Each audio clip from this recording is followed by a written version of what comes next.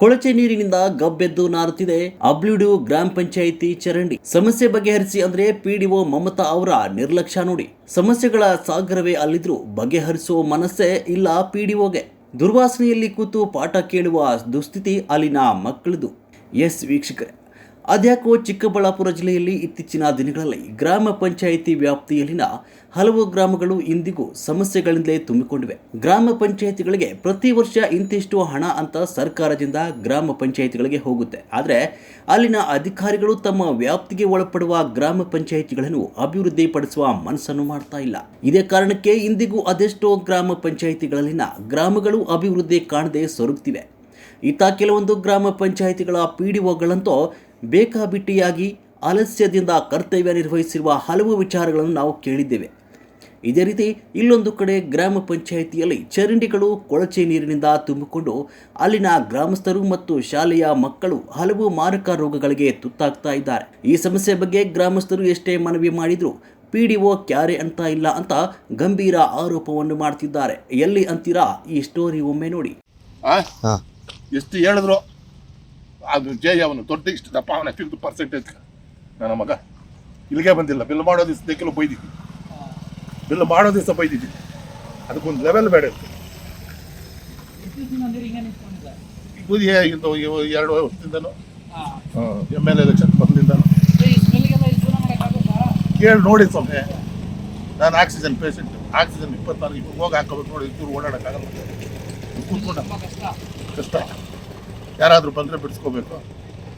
ಹೌದು, ಇಂತಹದೊಂದು ದುಸ್ಥಿತಿಯಿಂದ ಕೂಡಿರುವ ಗ್ರಾಮ ಪಂಚಾಯಿತಿ ಇರೋದು ಬೇರೆಲ್ಲೂ ಇಲ್ಲ.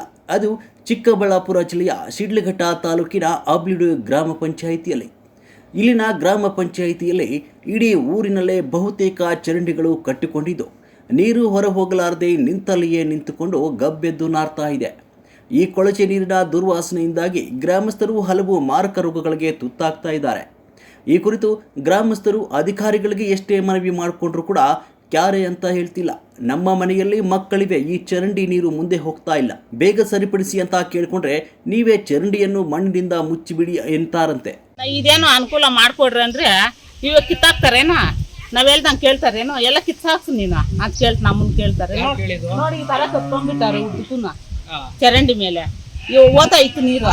ಇವ್ರು ಮಾಡಿರೋ ಕೆಲಸ ಈ ಮನೋರು ಒಳಗಡೆ ಪಿಟ್ಗುಂತು ಹೊಡೆದ್ಬಿಟ್ಟು ಹೈಟ್ ಮಾಡಿಬಿಟ್ಟಾರೆ ಕೆಳಗಡೆ.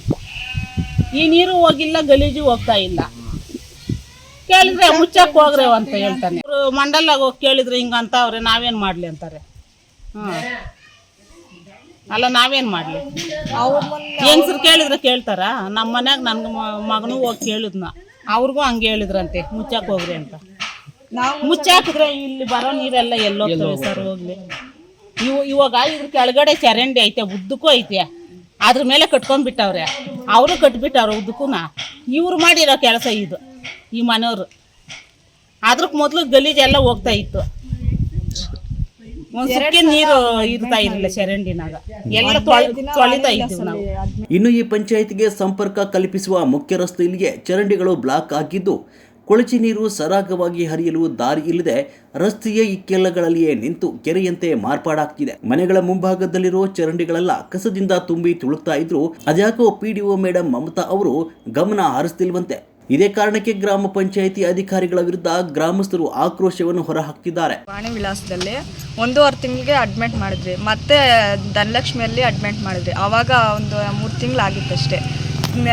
ಎಳೆ ಮಗುನ ತಗೊಂಡೋಗಿ ಈ ಥರ ಚಿರಂಡಿ ಎಲ್ಲ ತುಂಬೋಗ್ಬಿಟ್ಟಿದೆ. ನಾವೇನು ಮಾಡಲಿ? ಅವ್ರಿಗೆ ಹೇಳಿದ್ರೆ, ನಂಬರ್ಗೆ ಹೇಳಿದ್ರೆ ನೀವೇ ಮುನ್ನಾಕ್ಬಿಟ್ರೋಗ್ರಿ, ನಾವೇನು ಮಾಡೋಕ್ಕಾಗಲ್ಲ. ನೆಂಬರ್ಗೆ ಹೇಳಿದ್ರಿ, ನೆಂಬರು ತಲೆಗೆ ಹಾಕ್ಕೊತಾ ಇಲ್ಲ. ನಾವೇನು ಕೇಳಿ, ಮಗು ಐತೆ, ಯಾವಾಗಲೂ ಸೊಳ್ಳೆಗೆ ಮುಚ್ಕೊತಾ ಇರುತ್ತೆ ಮನೆಯಲ್ಲಿ. ಏನು ಮಾಡಲಿ ನಾವು? ಯಾರೂ ತಲೆಗೆ ಹಾಕ್ಕೊತಾ ಇಲ್ಲ. ಪಂಚಾಯತ್ ಹೇಳಿದ್ರೆ ಅವರು ಏನು ತಲೆಗೆ ಹಾಕ್ಕೊತಾ ಇಲ್ಲ. ಮಗು ಐತೆ, ಏನೋ ಒಂದು ವ್ಯವಸ್ಥೆ ಮಾಡಿಕೊಡಿ ನಮಗೆ, ಒಂದು ಪೈಪ್ ಹಾಕ್ಕೊಡಿ, ಇಲ್ಲಾಂದರೆ ಚಿರಂಡಿ ಮುಚ್ಚಿಬಿಡಿ, ಏನೋ ಒಂದು ವ್ಯವಸ್ಥೆ ಮಾಡಿಕೊಡಿ ಸರ್ ನಮಗೆ. ಹೆಂಗಿರೋದು ನಾವು ಮಕ್ಕಳನ್ನ ಹಾಕ್ಕೊಂಡು ಮನೆಯಲ್ಲಿ ಯಾವಾಗಲೂ ಹಾಸ್ಪಿಟ್ಲ್ ಅಂತ ತಿರುಗಾಡ್ಕೊಂಡು ಇರೋಕ್ಕಾಗುತ್ತಾ ನಾವು? ನೀವೇ ಪರಿಷ್ಕಾರ ಮಾಡಿಕೊಡಿ ಸರ್. ಅದೇ ಈ ಥರ ಗಲೀಜು ಎಲ್ಲ ತುಂಬ್ಕೊಂಡೈತಣ್ಣ, ಕ್ಲೀನ್ ಮಾಡಲ್ಲ. ಕ್ಲೀನ್ ಅದೇ ವರ್ಷಕ್ಕೋ 2 ವರ್ಷಕ್ಕೊಂದ್ಸತಿ ಮಾಡ್ತಾರೆ. ಅಷ್ಟವರೆಗೂ ನೀವೇನು? ಅದೇ ನಾವು ಹೋಗಿ ಅಲ್ಲಿ ಇನ್ಫಾರ್ಮೇಷನ್ ಕೊಡಬೇಕು. ಈ ಥರ ಎತ್ತಿಸ್ರಿ ಅಂತ ಹೇಳಿದರೆ ಅವಾಗ ಬಂದು ಮಾಡ್ತಾರೆ. ಇಲ್ಲಂದ್ರೆ ಇಲ್ಲ.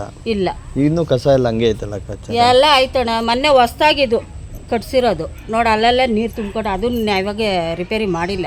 ಮಾಡ್ತೀವಿ ಆಗ ಕಮ್ಮಿ ನೋಡಿ ಅಲ್ಲಿ ಅಡ್ಡ ಹಾಕ್ಬಿಟ್ಟು ಹಂಗೆ ಹೋಗವ್ರಿ. ಮೇಲಿನದ್ದು ಊರಿನ ದುಸ್ಥಿತಿ ಆದರೆ ಇತ್ತ ಅಲ್ಲಿಯ ಲಕ್ಷಾಂತರ ರೂಪಾಯಿ ಖರ್ಚು ಮಾಡಿ ಸರ್ಕಾರಿ ಶಾಲೆಯನ್ನು ತೆರೆಯಲಾಗಿದೆ. ಆದರೆ ಆ ಶಾಲೆಯ ಪಕ್ಕದಲ್ಲಿಯೇ ಸಾಗುವ ಚರಂಡಿ ಕೂಡ ಕೊಳಚೆ ನೀರಿನಿಂದ ತುಂಬಿಕೊಂಡಿದೆ. ಇತ್ತ ಶಾಲೆಯ ಒಳಗಡೆಯೂ ಕೂಡ ಸರಿಯಾದ ಶೌಚಾಲಯವಿಲ್ಲವಂತೆ.